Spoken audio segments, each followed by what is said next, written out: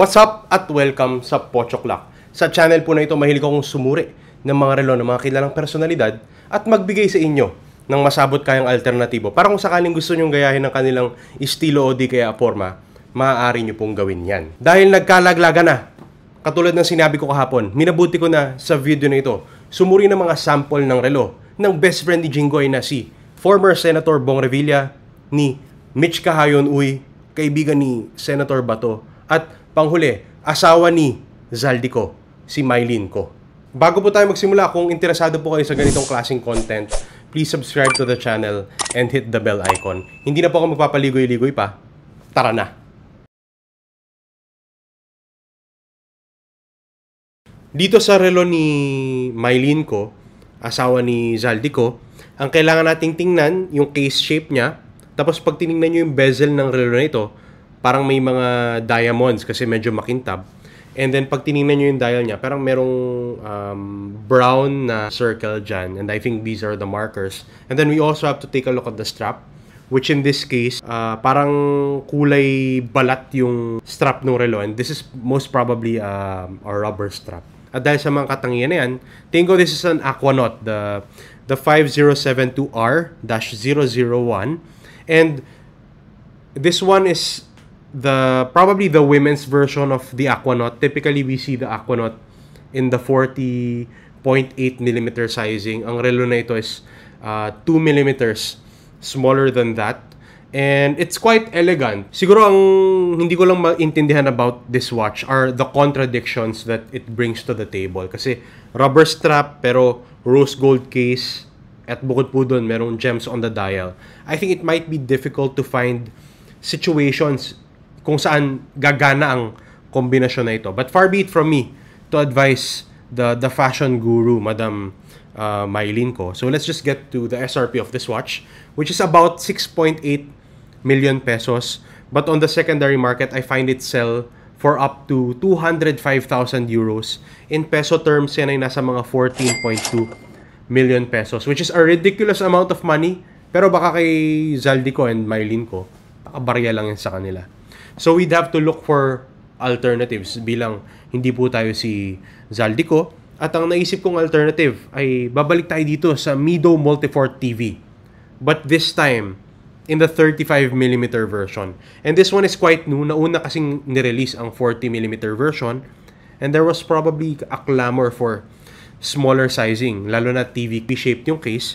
So, Mido also released the 35mm version, which does look quite elegant. Especially pag tinignan nyo yung relo na ito. It has gems as markers.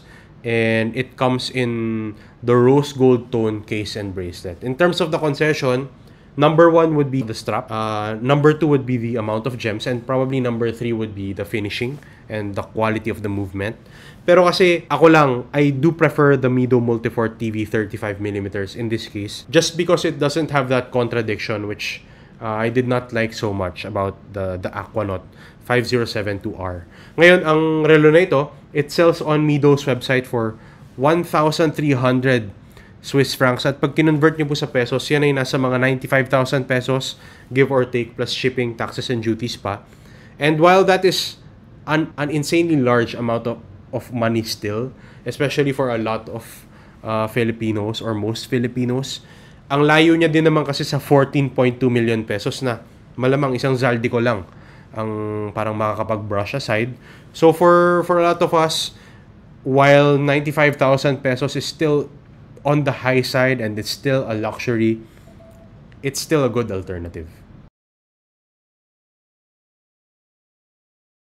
Dito sa relo ng best friend ni Senator Jinggoy, ang kailangan nating tingnan yung black dial, yung sub-dials niya with the thick silvery outlines, the pushers, the shiny black bezel. At dahil sa mga katangian na yan, tingin ko this is a Rolex Daytona reference 126500LN in the Congo configuration. So the Daytona Congo and the Daytona Panda really need no introduction. Ang SRP ng relo na ito is just above 900,000 pesos. But on the secondary market, they can sell for up to 1.8 million pesos depending on the condition of the watch and the year of purchase. At when it comes to the alternative, dahil sa kamahalan ng relo na yan, Total, nilaglag naman to ni Henry Alcantara. Ang napili kong brand ay ang Dan Henry and their 1972. This watch sells on Dan Henry's website for $290. Yan ay nasa mga 16,600 pesos plus shipping, taxes, and duties pa. But this is a really good-looking watch which has a diameter of 41 millimeters.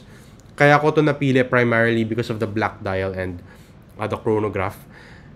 When it comes to the concession, siguro the number one would be the layout of the subdials, which in this case is in the vertical style rather than the horizontal style of the Daytona. Bukod po dyan, style-wise, the tachymeter is inside the glass instead of on the bezel, which is pag tinignan nyo sa Daytona, nasa bezel kasi yung tachymeter. And then, definitely, the finishing will not be on the same level. But the one thing you need to know about Dan Henry is he's a big watch collector. Sobrang dami niya pong relo. At mapapansin nyo yung mga relo sa website, no? They have names that use the years in which they are most relevant. At ginawa yan ni Dan Henry because of his significant knowledge about watches. And I think this is really a brand that you should respect.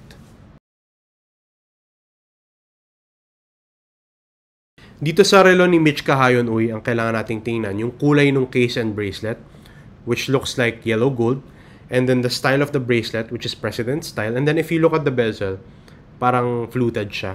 At dahil sa mga katangian na yan, think of this Rolex day date, reference 128238, and the day date is quite a classic watch from Rolex. There are a lot of vintage day dates, but in its more modern form, my favorite would have to be the one in the green dial or with the green dial, which is the one I'm showing you now.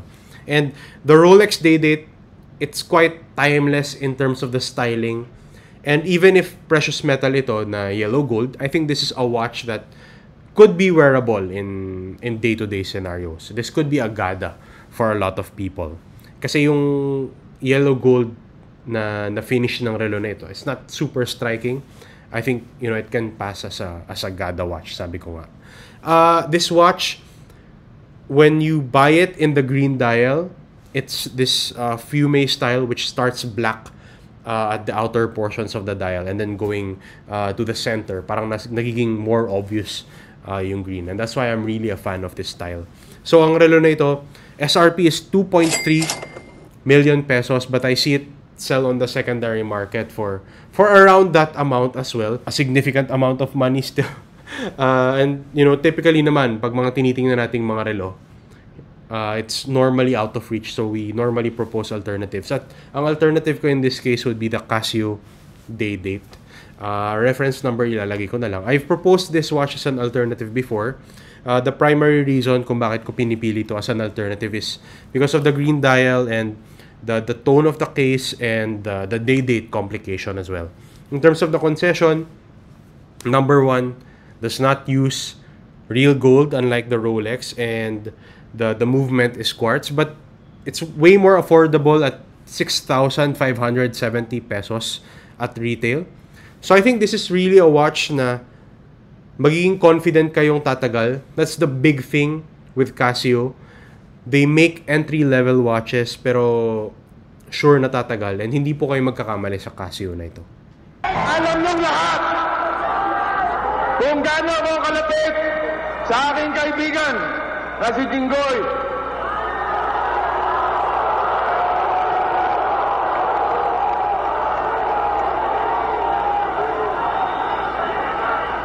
Mahal ko po ang kaibigan kong yan. Ayoko po maging plastic sa inyo. Ngunit, panahon na ng pagbabago ngayon. Ayun! Nakita na tayo ng mga sample ng relo ni Bong Revilla, Mylene Ko, at ni Mitch Kahayon. At sa lahat po ng relo na tiningnan natin sa video na ito, pinaka-paborito ko po dyan yung Rolex day date. Especially with the green dial, this is a really good-looking watch. And then I think the green and gold combination really makes it look good. At dahil din po dyan, sa alternatives naman, pinakagusto ko yung Casio day date. Pero opinion ko lang po yan. Kung iba pong inyong opinion, kung tingin nyo merong ibang relo na mas angkop bilang alternative sa mga relo na binanggit ko sa video na ito, let me know in the comment section down below. Kung nagustuhan nyo po ang video na ito, please do hit the like button. At kung gusto nyo yung ganitong klaseng content, pagsuri sa mga relo ng mga kilalang personalidad, watch reviews, please subscribe to the channel and hit the bell icon. Yun lang po. Maraming salamat sa oras ng panonood. Laters, yo!